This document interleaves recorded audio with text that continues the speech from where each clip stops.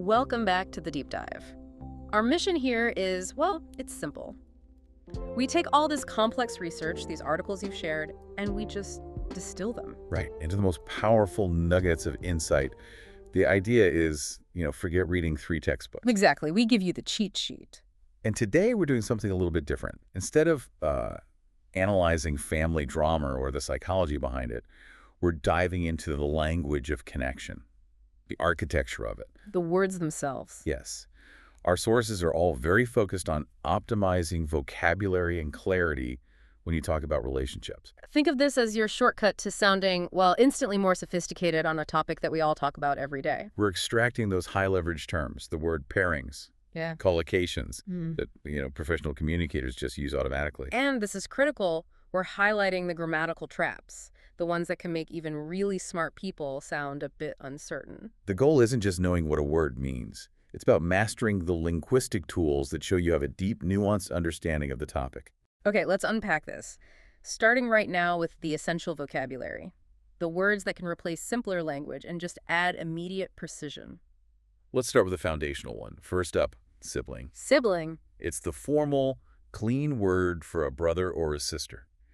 And it's a real workhorse, especially in writing, because it saves you from that repetitive, my brother and my sister and my brother, It's just efficient. Okay, and moving on from that, what about that that tricky middle stage? That's adolescence. It's a key term because using it signals you understand this isn't just being a teenager. Right, it's a specific developmental window. Exactly. The psychological transition between childhood and adulthood. Okay, now for some action words. The verbs that describe how people, especially parents, operate. Yes, and we have 2 key verbs that are actually in a kind of subtle conflict in our source material.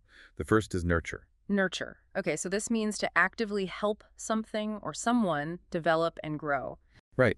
And the source gives a really beautiful example of this. It says, parents can nurture social skills by making eye contact, playing with babies. Helping those skills start to bud. I like that. So what's the second word? The second one is accommodating. Accommodating. Which means agreeing to a demand or adapting to someone's needs. The context here is that parents often figure out what a child needs, and then they just accommodate them. They make things easier. So we have nurture, this positive act of development, and then accommodating, the act of adjusting. Why is there a conflict? And this is where it gets really interesting, right? This is it. The source material wraps a shocking sociological insight right into this language lesson. I'm listening. It suggests that positive early friendships are actually the superior foundation. Superior. Yes, not just for good sibling relationships later in adolescence, but for mastering core social skills themselves. Wait. That challenges the whole idea that parents are the main teachers of social skills. Why would friends be better? It goes right back to the vocabulary. The author's argument is that parents are often too accommodating. Because they love their child, they anticipate their needs, they remove the friction that's necessary for real social learning. If a child cries, the parent fixes it immediately. So the child never has to truly negotiate or interact because the conflict is always being diffused for them. Yes. So the parent is successfully nurturing comfort, but at the same time, they're unintentionally undermining the development of, let's say, complex social skills. Wow. But friends don't do that. Friends are not accommodating. If one child wants the toy and the other says no, that child has to figure out interaction, compromise, negotiation, or the relationship itself could break down. That's where the real social refinement happens. That is a powerful reframing of what it means to foster competence. And you need terms like nurture and accommodating to even articulate that difference. Without them, you just can't get that sophisticated idea across. This is exactly why we call it high leverage language. It's not about sounding fancy. It's about efficiency of ideas. Okay, we've got the building blocks. But words, they don't travel alone. So let's talk about how they combine the collocations to describe the strength and nature of a connection. Right. When you move beyond the basics, you stop using simple verbs. You don't just make a relationship. It sounds like you ordered it from a catalog. Exactly. So we need precision. Let's start with how relationships begin. The sources gave us 4 perfect verbs. The first 2 are build a relationship and develop a relationship. And then we also have establish a relationship and form a relationship. Okay, but hang on. Why do we need 4? Is there really a difference between, say, build and establish? There is. The nuance is subtle, but it's important. Establish implies a kind of formal finality. It's often used for official connections, like establishing a close connection with a business partner. I see. And develop. Develop implies a slower, more organic growth over time. It just feels more natural for personal bonds. Using the right one shows you're paying attention. That's a great point. So once a relationship is established, how do we talk about what holds it together? The shared stuff. For that, we use the phrase, have a lot in common. It's simple, but it's essential. It means you share interests, characteristics. Right. So you could say something like, I have a lot more in common with my friends than with my family. Precisely. And for creating a really strong, lasting tie, the phrase is, establish a close connection. And what about the opposite, the painful part? When a relationship fails, what's the best phrase? It needs a specific phrasal verb. Break down. Break down. The tension in that phrase is exactly right. If you say, the relationship between my parents and me has broken down, you've conveyed the severity of it concisely. It's much more powerful than just saying, it ended. That concise power is everything. Okay, let's shift from phrases to the mechanics of the words themselves, word formation. Understanding how words are constructed can help you guess meanings and, use the language more flexibly. Let's touch on a suffix first. The suffix hood. It's common here because it defines a state of being, a belonging to a group. We see it in adulthood, the stage of being an adult. And it applies to family roles, too, like fatherhood or brotherhood. It's not just a label, it's a specific identity or state. Right. And for prefixes, let's look at co and inter.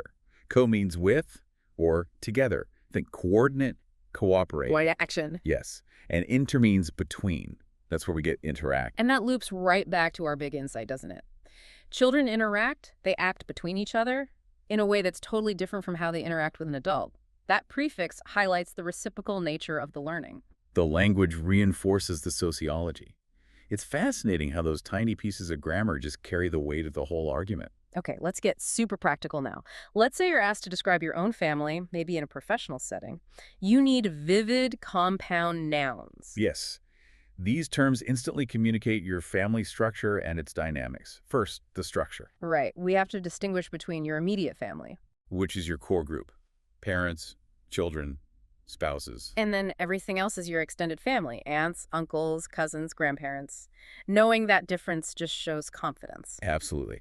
Then we move to dynamics. The classic phrase for friction is sibling rivalry. Ah, yes. That competition or fighting between brothers and sisters, it's so concise, but it carries so much cultural meaning. Let's ground that in an example. Imagine an older sibling is generally more accommodating, but the younger one is fiercely competitive. Okay. The parents might not see why their relationship is broken down, but an observer would immediately go, that's a textbook case of sibling rivalry. And for physical descriptions, we need to get past they look the same. We use striking resemblance or physical resemblance. Much more precise. And one more, a specialized one related to that nurturing role. Maternal instinct, defined as that natural tendency of a mother to care for her child. So if you combine all these terms, it's like a linguistic hack for describing your family. Exactly. Instead of some rambling story, you define the structure, then the dynamics. You can say, I come from a large extended family. However, I have a striking resemblance to my father. We have a lot in common. Unlike my brother and me, where there is some clear sibling rivalry. That's so efficient. It makes you sound thoughtful, not just talkative. No, we have to turn to the ultimate pitfall. This is the big one. The mistake that the source material warns about very strongly. The one that makes intelligent people sound like beginners? Confusing relation and relationship. They sound so similar. In a lot of other languages, they might even be the same word. But in English, this is a critical error. So we need to lay out two distinct rules really clearly. Okay. Rule 1. When you are talking about the personal, emotional bond between people, the connection itself, you must always use relationship. Always. Always. You have to say, my relationship with my parents is very strong. You can never, ever say my relation with my parents is strong. It is just grammatically wrong in that context. Okay, that's clear. So what's rule 2? When do we use relation? You use relation only in formal contexts. Usually it means in reference to or connected to a topic. And the preposition here is key, right? It is everything. Yeah. So you're writing a professional email. You say, I am writing in relation to the budget proposal. Not in relation of. Never in relation of. That's the second error the source warns against. It's always in relation to or sometimes in relation with. And getting that one small word right can be the difference between sounding fluent and signaling a major comprehension gap.